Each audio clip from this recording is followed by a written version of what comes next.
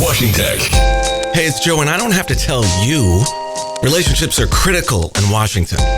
But how do you, A, find out who the key players are, and B, figure out how to reach out to them?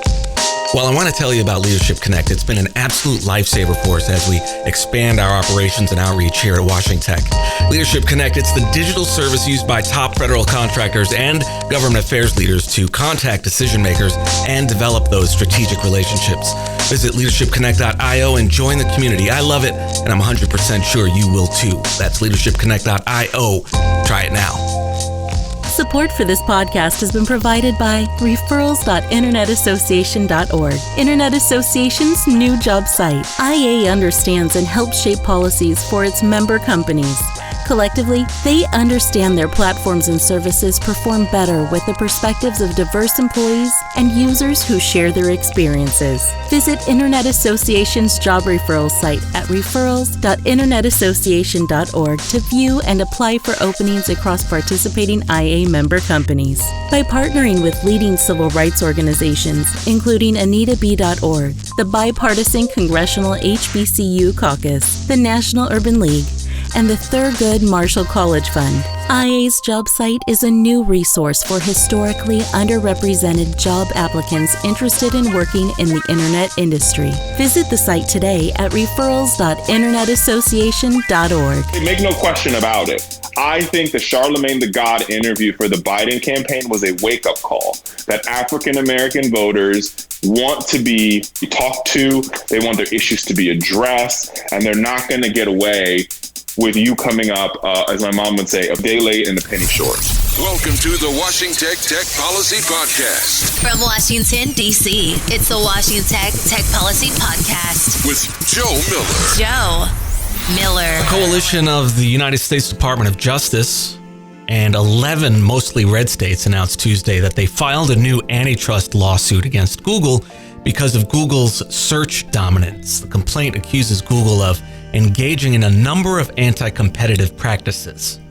One of them is Apple's exclusive relationship with Google that allows Google's search engine to be the default in Apple's Safari browser. The Wall Street Journal reports that some estimates place the cost to Google for this relationship at $11 billion, comprising some 20% of Apple's total revenue. A key piece of evidence here was a 2018 email from a top Apple executive telling his counterpart at Google, "Our vision is that we work as if we were one company," end quote. Neither company has released the name of the executive who sent that email, but I'm just beside myself trying to figure out, and I'm really trying to empathize with the person who sent it. But why? Out of all the things they could have put in writing, why they wrote the absolute worst thing they could possibly think of? Our vision is that we work as if we are one company.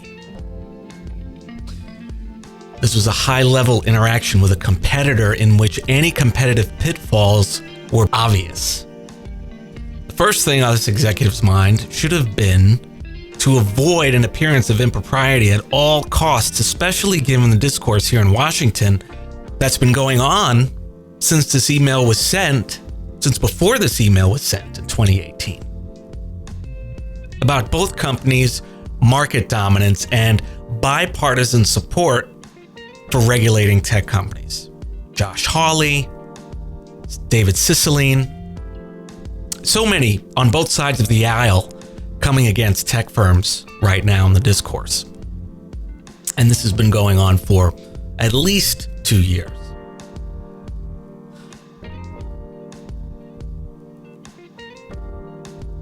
These executives are supposed to be the best and brightest, right? But this is just basic antitrust law and policy. A high-ranking executive in a company like Apple, these people should know this basic stuff. I can't help but wonder if the executive here was a person of color, though. Forgive me if I sound harsh, but companies like Apple use their purported inability to find qualified diverse talent as an excuse to justify the sheer lack of diversity in their executive ranks. I really want to know how someone who's supposed to be so superior to everyone else who competed for their job, how they could make such a dumb mistake. I'm not saying the person should be fired, Everyone makes mistakes, but for a company that seems so invested in meritocracy, I, like many of you, can't help but wonder, one, was this executive a person of color? And two, how did the company respond to this?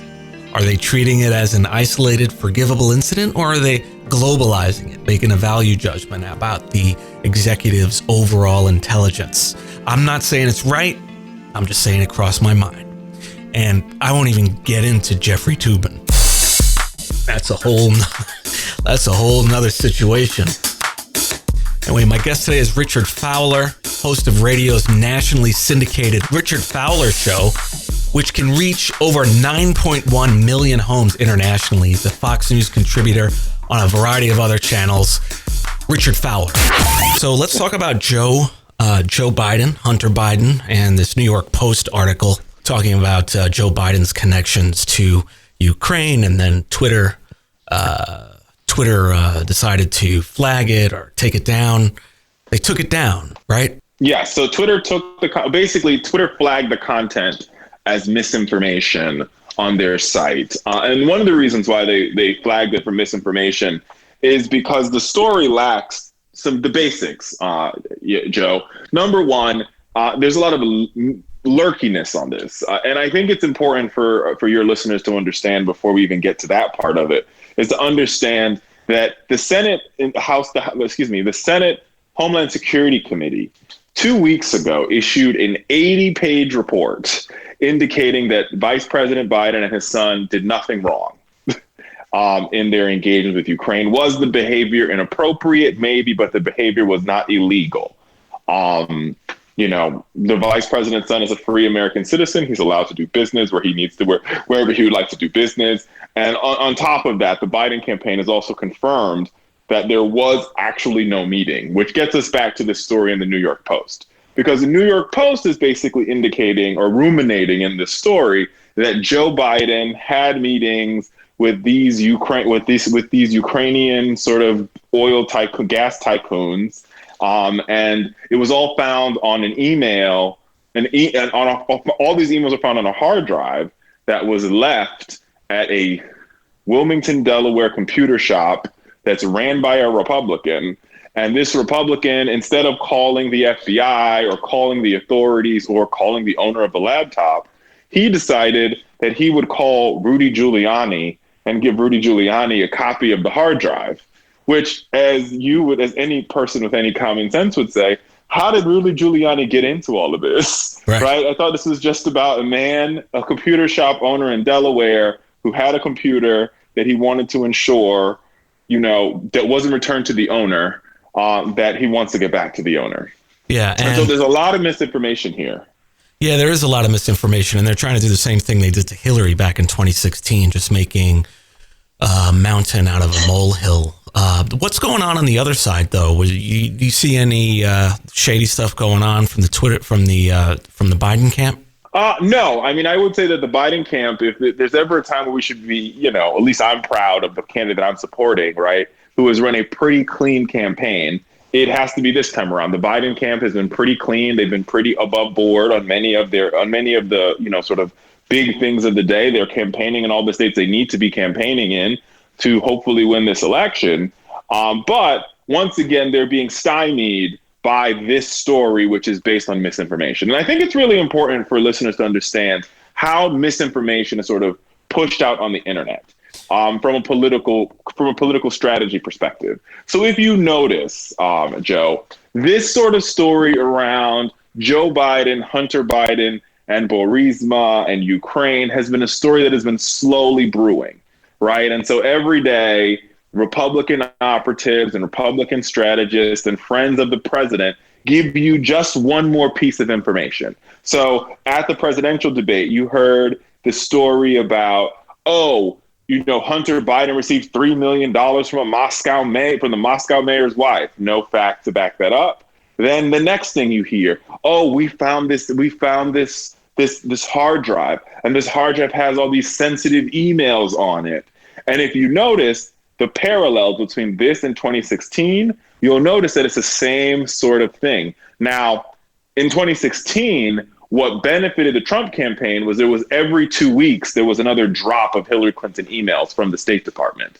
This time around, they're trying to manufacture that same type of Hollywood intrigue and suspense by slowly leaking out this information. But the good news is the voters aren't buying it. Nobody's buying the truth of this story. Nobody's buying this ideal or this notion that Hunter Biden got $3 million from the wife of the mayor of Moscow. Nobody's buying that there isn't murkiness around this internet story and this hard drive story, to the point where even where I work, right? Even Fox News, there are people are struggling to figure out the murkiness around this story. At minimum, they're struggling to figure out the chain of custody around this hard drive, which just shows you that misinformation has a real impact in this election, but people are paying attention and they're looking out for misinformation, unlike in 2016. So how's this looking in communities of color? I mean, we've seen a record number of Black Republicans running for Congress this year.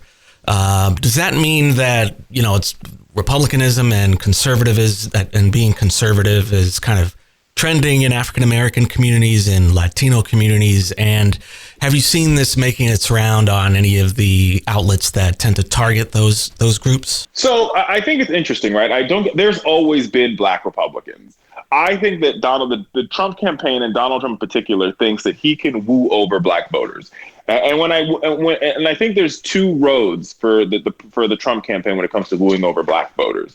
Road number one is convincing the 1 or 2%, or last time he got 8%, but moving 1 or 2% more of those numbers by getting African Americans to vote for him. The other strategy here is, can we sour your feelings about Joe Biden long enough that you will decide to sit at home? And I think the sit at home argument is really targeted at Black men. Can we sell you on the fact that we might be a little bit better for criminal justice? Or can we sell you on the fact that, guess what, we're bad on criminal justice and we're bad on issues of race, but guess what, so is Joe Biden. And if we could do that, maybe you'll sit this election out. And I think that is the Trump strategy. If they can convince, 10,000 people in Michigan or 10,000 people in Detroit specifically to sit at home, Donald Trump has won this election. And the numbers sort of bear that out. Right. So in 2016, Hillary Clinton lost 75,000 votes from 2012 and Barack Obama, the last time Barack Obama ran, in the state of Michigan, in Wayne County, which is Detroit and the Detroit surrounding suburbs alone. And if Donald Trump can convince those same 75,000 people to sit at home, he would have won the state of Michigan. Now, here's what is working against Donald Trump. A lot of Americans aren't fooled. African Americans aren't fooled. Detroit was a city, like many other of American cities, that was hit hard by COVID-19, right? And so when African Americans are sitting at their dinner table, right, they're looking around and they're realizing one family member isn't there. But when they're sitting at their dinner table, they're at the family reunion, they're looking at a survivor of COVID-19. And that is what's going to change this election for former Vice President Joe Biden, because I think people are this election is not necessarily about a time when the economy is doing great and keeping economic success going. This isn't an election that is going to be a choice between sort of two like brands. This election is a referendum on Donald Trump and 3 years of Donald Trump's leadership, which has been exacerbated by the past 7 months of misinformation, mismanagement, and a lack of strategy. And voters see it. Voters know it, voters feel it. And I think the proof is in the pudding when we could literally say one of the COVID-19 hotspots was the White House of the United States of America. The Breakfast Club, is that a conservative show in your opinion? I mean, Biden went on there back in May and said that if you support Trump, you ain't black. I'm paraphrasing. Those are the words. So do you see them leaning conservative in the aftermath of that? No, I wouldn't say that the Breakfast Club is a conservative platform. I would say that Charlamagne the God and the two other journalists over there they're hip hop art. They're radio hosts that focuses on the younger community, but they have a keen focus on asking really tough questions that folks in our community care about. And that was the "You Ain't Black" comment was a total misstep by the vice president. And it really sort of it really sort of, I think, reframed how African Americans see him. And what you could say is that the Biden team has spent the past 6 or 7, like 4 or 5 months, really working to walk that back, and beyond walking that back, really working on laying out a plan that best serves people of color and the African American community. I think you see it in how they're doing their targeted advertising. You see it in how they're doing their digital buys. They've had digital ad takeovers of Blavity, digital ad takeovers of The Root, digital ad takeovers of Vibe. And so they're really trying to hone in on where do African Americans, with a focus on younger African Americans, get their news, get their information, and how can we target those voters and have a conversation with them about the issues they care about. But they make no question about it.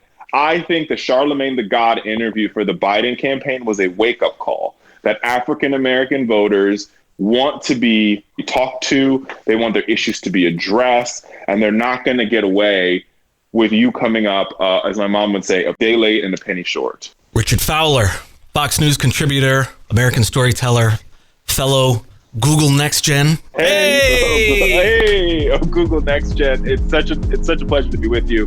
If I could say anything to your amazing listeners, I would say this: 1, vote. 2, vote early. 3, make sure you bring your relatives and your families to vote with you. And 4, really think about those news stories and really make sure that you're doing your extra due diligence. When you see a headline on Facebook, Instagram, Twitter, on any of the social platforms, think about that headline and say, does this sound true? Could this be true? And if you have to ask yourself that question, do the research and figure out if there's actually facts there. And folks can find me on social media at Richard A. Fowler. It's the same on Instagram and Twitter. And it's so good to be with you. Congrats on this podcast, by the way, Jim. Thanks. Appreciate it. You're doing great work. So thanks for everything that you're doing, and look forward to seeing you on TV. And stay healthy. I will try my best. Wear a mask, my brother. Wear a mask. That concludes episode 246 of the podcast. Thanks so much for listening. If you like what we do here, we'd love to hear from you. Please take a moment, leave a rating and review in Apple Podcasts. It helps others know what they can expect from the show and really helps us out. By the way, not just Apple Podcasts, but wherever you listen to podcasts. Thanks again for listening, and I'll see you back here next week. Take care. WashingTECH.